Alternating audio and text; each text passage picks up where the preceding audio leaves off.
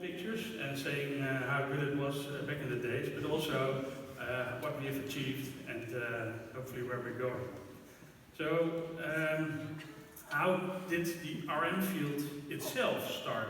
So it may be a known story that actually in Greece, in the old Greece, there was knowledge about regeneration of organs.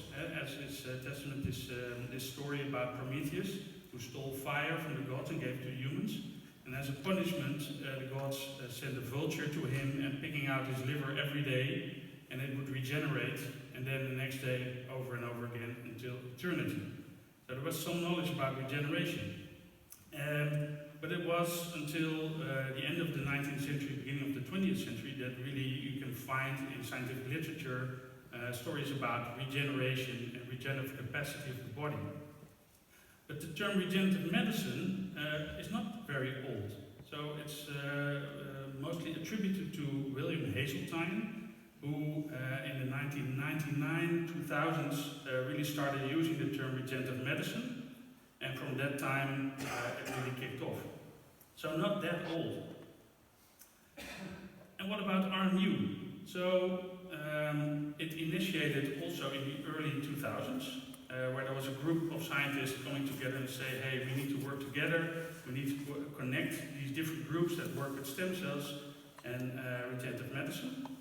So they started doing that, and of course first it's just talking, writing documents, and at some point there was enough material to say to the board, hey, let's do this, let's make a strategic impulse and put some money into it.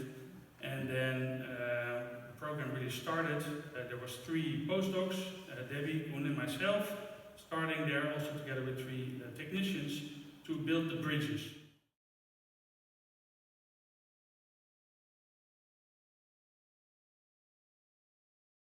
You've taken that leadership experience into a new direction, you told me, guiding others as an executive coach.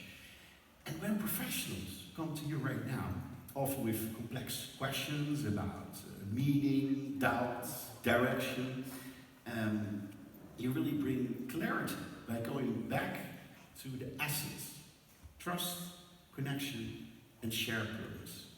And yeah, when we had a little pre-discussion, you told me that when you were asked, like, what should we do with 2,500 square meters of unused space here in Utrecht, you didn't hesitate for a second. You were directly like, boom, the RMCU was born. And you called it a place rooted in openness, experimentation, and togetherness. I remember the quote that you said, like, I'd rather be tricked once out of trust than live 100 times in fear and contracts, right?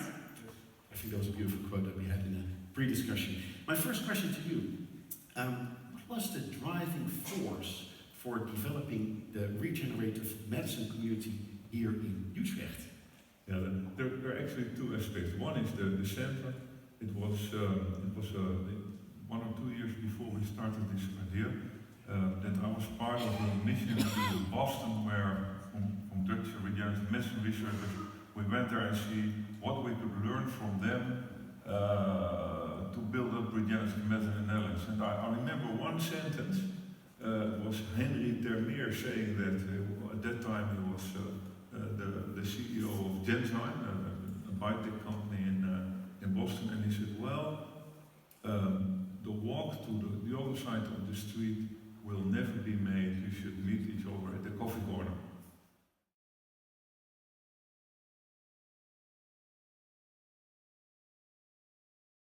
Different nationalities at the moment, so this is already outdated. And we collaborate from different perspectives. And maybe because of my background, I was already quite quickly intrigued by the interaction between different disciplines. And I'd like now to go a bit deeper into that and give you a few examples of how I encountered them throughout my career. The first time was when I did my second postdoc in Australia at the Queensland University of Technology.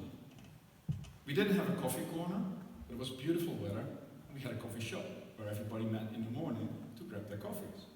And this is where I met Graham George, a mathematician. And we started talking about regenerating tissues, or at least growing tissues in the lab. And we were working at that time on a model where we grew cartilage in a little dish, on a little filter, and it then grew to a certain thickness. But we didn't really understand how these layers interacted and which layer became first and how this structure evolved over time. And I can understand, of course, an upper layer and then the middle region, etc., but they actually can put numbers and formulas to that.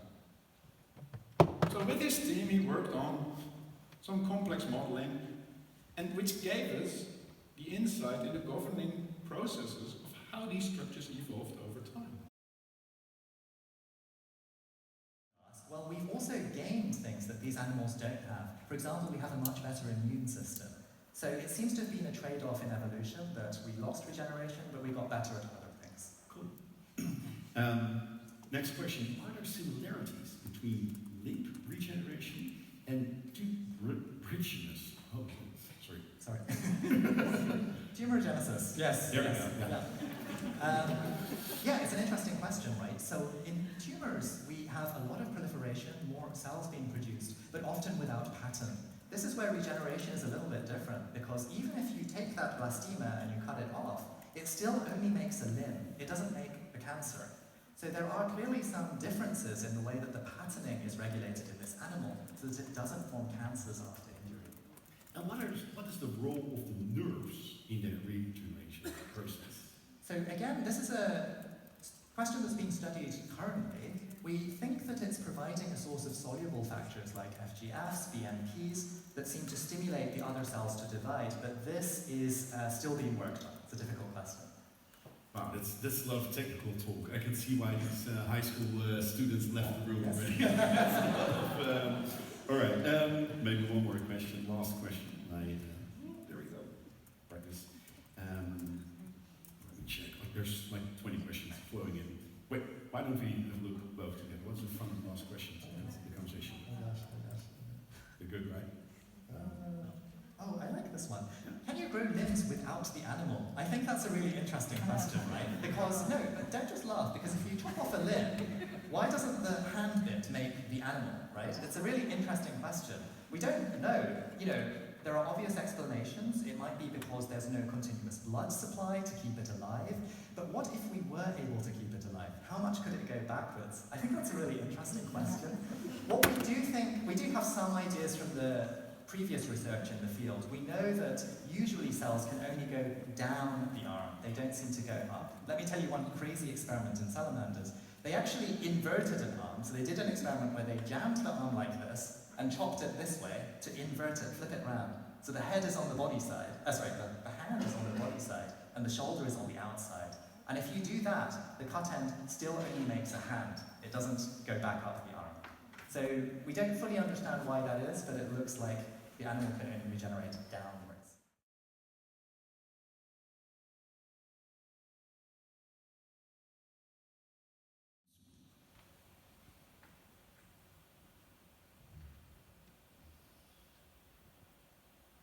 I would like to wrap up my story about leadership with this simple model I use to reflect on teamwork.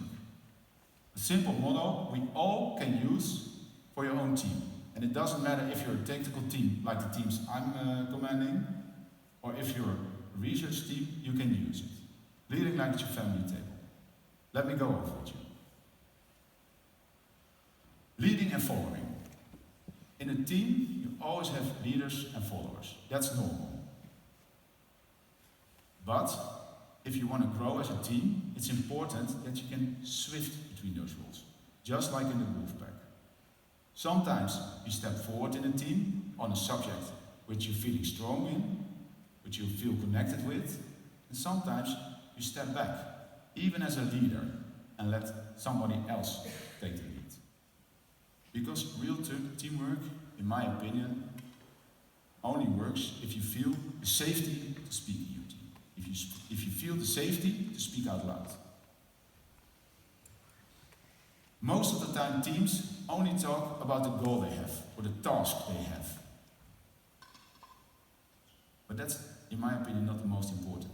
It's more important to talk about the context. Our new band. So this is Andrea Zulem-Zwarte, Petra, Bas Westendorp, Bram Nijhoff, Isabelle Martinier, of Martinier.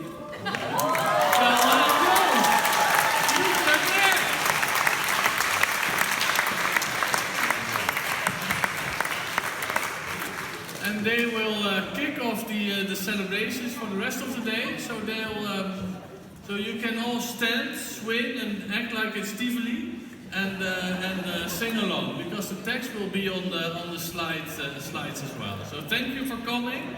I think afterwards we'll move to the back and we can have refreshments and drinks and so on. So thanks for a great day, and I hope to see you in 10 years again. Alright, well, so before we get started, I just wanted to say a couple of things. First of all, my name is not Bas, but Bart. Small detail. And yeah, we've seen a lot of science today, and science is about teamwork. And now at the end of the day, probably it's good to also let things go a little. And we are in a music temple. So what is better than just making some music together? So making music is also about doing these things together. So we're going to play a song which is about having a party. You all know it. So in the coming 5 minutes or so, we are going to need you all to sing along, clap, stamp your feet, dance with your neighbor. I don't care. There's one rule: don't sit still. It's a celebration.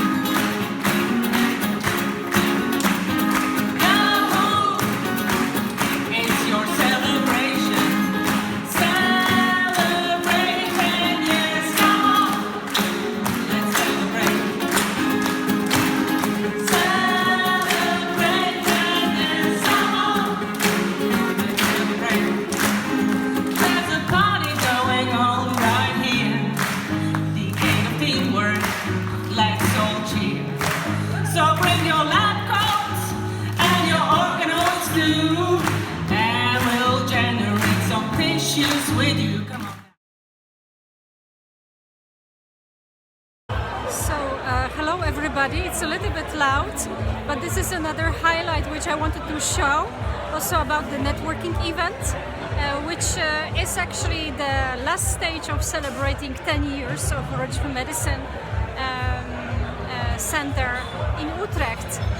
It's amazing that it's already 10 years this center exists, and how many changes are also happening here. I'm now actually in Tivoli Vredeboek. It's a theater, so it's definitely great acoustic here. And I'm talking to you very close because I hope that I'm hearable. But I just wanted to show you that indeed a lot of people here from Utrecht is meeting. I'm coming here also to fill the gap between academia and industry, looking what Roger Medicine in Center in Utrecht, looking for. And I was interested really how they look at collaborations.